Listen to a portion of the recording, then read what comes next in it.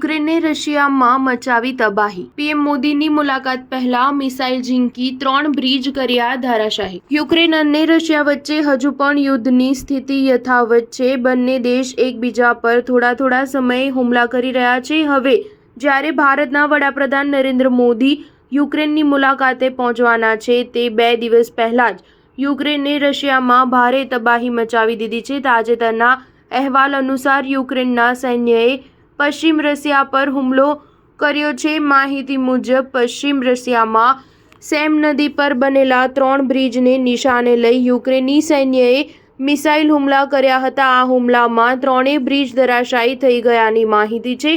ઉલ્લેખનીય છે કે પશ્ચિમ રશિયામાં યુક્રેની સૈનિકોની ઘૂસણખોરી વધતી જઈ રહી છે. જોકે તેમ છતાં રશિયાનો આ શહેર પર કબજો તો યથાવત જ છે. રશિયા પોક્રોવ્સ્ક શહેર પર કબજો જમાવવાની તૈયારી કરી રહ્યું છે. રશિયા હવે ગમે ત્યારે યુક્રેનને જડબાતોડ જવાબ આપી શકે છે. સ્ટાર ન્યૂઝ 7 હંમેશા સચ્ચાઈની સાથે.